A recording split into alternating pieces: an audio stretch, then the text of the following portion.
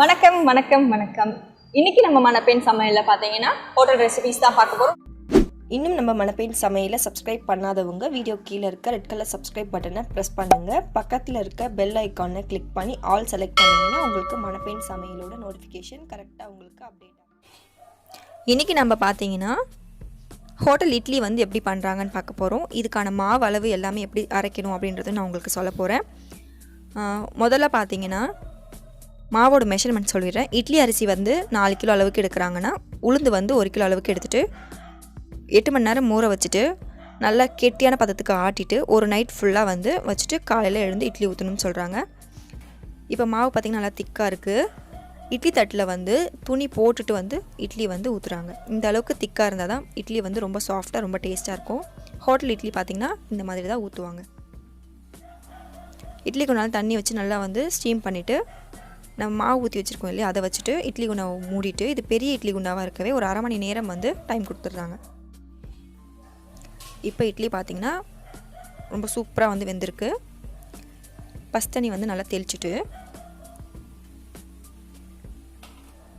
தட்டை வந்து எடுத்துகிட்டு இன்னொரு பிளேட்டில் கவுத்து போட்டுட்டு அழகாக வந்து அந்த துணியை வந்து ரிமூவ் பண்ணுறாங்க. இட்லி பார்த்திங்கன்னா அழகாக வந்து பிரிஞ்சு வந்துடுது. இதே மாதிரி நெக்ஸ்ட் பிளேட்டையும் வந்து பண்ணுறாங்க. நல்லா பச்சை தண்ணி ஃபஸ்ட்டு தெளிச்சுட்டு அதுக்கப்புறம் இட்லி எடுத்துகிட்டு திரும்பியும் அதே மாதிரி பண்ணுறாங்க. பண்ணிவிட்டு ஹாட் பாக்ஸ் எடுத்து சர்வ் பண்ணுறாங்க.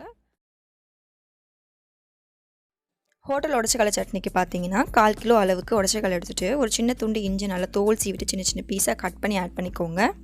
இது கூடவே பார்த்தீங்கன்னா ஒரு 50 கிராம் அளவுக்கு பூண்டு தோலோடு சேர்த்துட்டு பெரிய நெல்லிக்காய் சைஸ் அளவுக்கு புளி சேர்த்துக்கோங்க.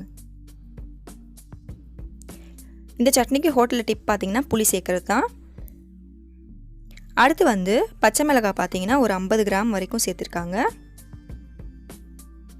கூடவே கல் உப்பு சேர்த்துட்டு இப்போ இதை அரைச்சி கொண்டு வர போகிறாங்க.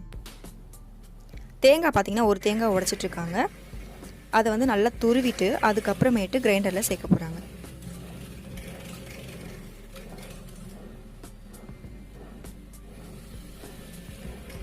மேலே பார்த்தீங்கன்னா சட்னி வந்து அரைஞ்சிட்ருக்கு. கீழே வந்து பார்த்தீங்கன்னா தேங்காய் வந்து துருவிட்டுருக்கு. சட்னி நல்லா மசிஞ்ச பிறகு இந்த தேங்காவை வந்து அதோடு சேர்த்துட்டு நல்லா அரைச்சி எந்த பதத்தில் உங்களுக்கு திக்னஸ் வேணுமோ அந்த அளவுக்கு சட்னியை வந்து ரெடி பண்ண போகிறாங்க. இப்போ சட்னி ரெடி ஆயிடுச்சு.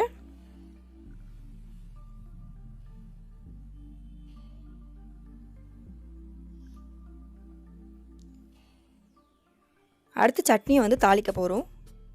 ஒரு பேன் இல்லை கடாய் வச்சுட்டு எண்ணெய் வந்து ஊற்றிட்டு காஞ்ச மிளகாய் கருவேப்பிலையை சேர்த்து நல்லா வந்து தாளிச்சிக்கோங்க.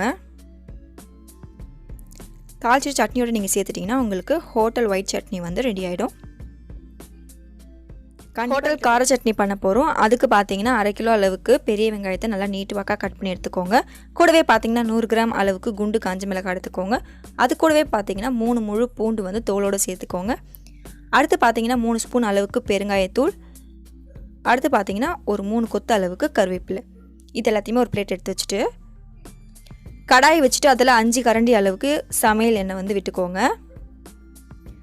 விட்டுட்டு இது கூட பார்த்தீங்கன்னா 3 ஸ்பூன் அளவுக்கு கடலைப்பருப்பு, 3 ஸ்பூன் அளவுக்கு உளுத்தம் பருப்பை வந்து எண்ணெய் நல்லா காஞ்ச பிறகு சேர்த்துக்கோங்க. சேர்த்துட்டு எண்ணெயில் வந்து பார்த்திங்கன்னா இந்த பருப்பு நல்லா செவரணும். அந்த அளவுக்கு டைம் கொடுத்து நல்லா வறுத்து விட்டுக்கோங்க.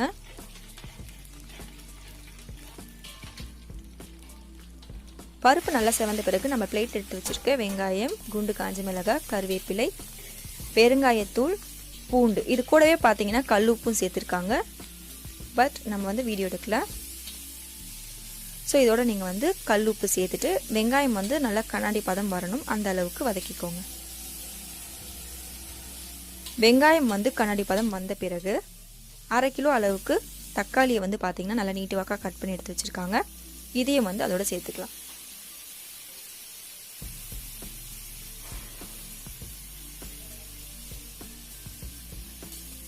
சேர்த்துட்டு தக்காளி வதங்குற பதம் பார்த்தீங்கன்னா ஓவராக வந்து குழையக்கூடாது, அதே மாதிரி குழையாமலும் இருக்கக்கூடாது.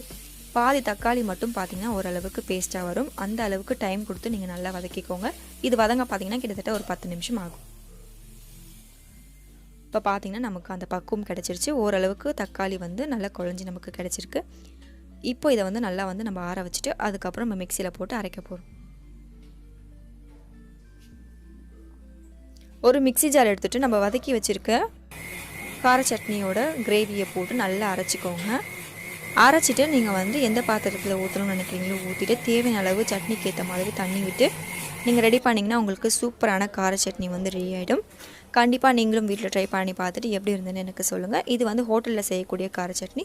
அங்கேருந்து லைவாக நாங்கள் உங்களுக்காக ஷூட் பண்ணி போட்டிருக்கேன். ஸோ கண்டிப்பாக வீட்டில் ட்ரை பண்ணி பார்த்துட்டு எப்படி இருந்துச்சுன்னு நம்ம சேனலுக்கு கமெண்ட் கொடுங்க. மறக்காமல் நம்ம சேனலை சப்ஸ்கிரைப் பண்ணிவிடுங்க. பக்கத்தில் இருக்க பெல் ஐக்கானையும் ப்ரெஸ் பண்ணி வச்சுக்கோங்க.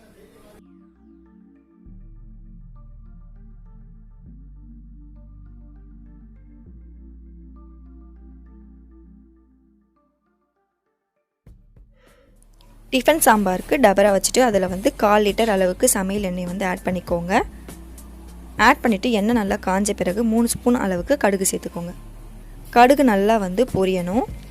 நல்லா பொரிஞ்ச பிறகு 10 கிராம் அளவுக்கு சோம்பு, 10 கிராம் அளவுக்கு சீரகம், ஒரு 2 ஸ்பூன் அளவுக்கு வெந்தயம், இது மூணுத்தையும் ஆட் பண்ணிக்கோங்க. நல்லா வந்து எண்ணெயோட பொரியணும். நல்லா பொரிஞ்ச பிறகு 1/4 கிலோ அளவுக்கு பெரிய வெங்காயம் நீட்டு வாக்காக கட் பண்ணிக்கோங்க. கருவேப்பிலை 2 கொத்து, சின்ன வெங்காயம் 1/2 கிலோ அளவுக்கு, ஒரு 15 காஞ்ச மிளகாய், ஒரு 10 பச்சை மிளகாய் 2 கீரி ஆட் பண்ணிக்கோங்க. கூடவே பார்த்தீங்கன்னா ஒரு 4 ஸ்பூன் அளவுக்கு பெருங்காயத்தூள் இதையும் சேர்த்து நல்லா வந்து வதக்கிக்கோங்க.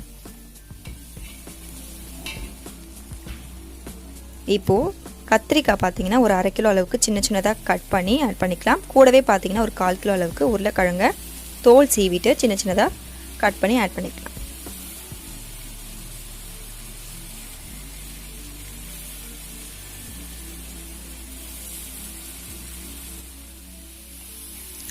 ஆட் பண்ணிவிட்டு நல்லா மிக்ஸ் பண்ணிவிடுங்க.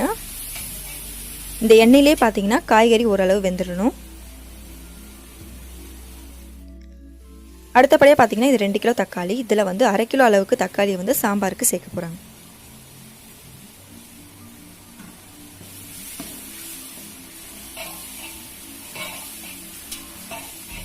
இன்னும் கொஞ்சம் தக்காளி வந்து ஆட் பண்ண போகிறாங்க.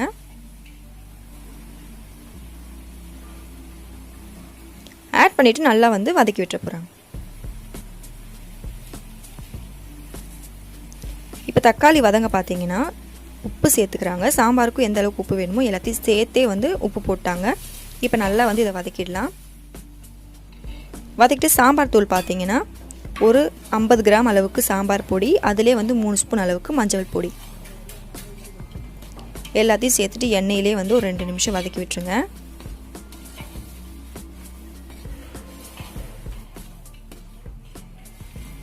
வதக்கிட்டு ஒரு 2லேருந்து 3 ஜக் அளவுக்கு தண்ணி வச்சுக்கோங்க.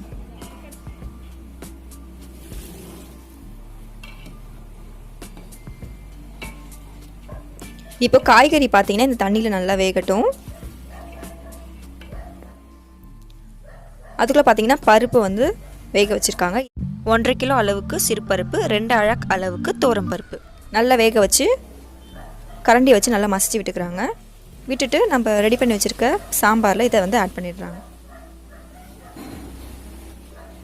ஆட் பண்ணிட்டு நல்லா கலக்கி விட்டுட்டு கிட்டத்தட்ட வந்து ஒரு 10 நிமிஷம் வந்து நல்லா கொதிக்க விடுறாங்க. கொதிக்க விட்டுட்டு கருவேப்பிலையை போட்டு சர்வ் பண்ணிங்கன்னா சூப்பரான டிஃபன் சாம்பார் உங்களுக்கு ரெடி ஆகிடும். பூரி, பொங்கல், தோசை எல்லாத்துக்குமே ரொம்ப வந்து ஃபேவரட்டாக ரொம்ப டேஸ்ட்டாக இருக்கும். கண்டிப்பாக ட்ரை பண்ணி பாருங்கள். Bye friends.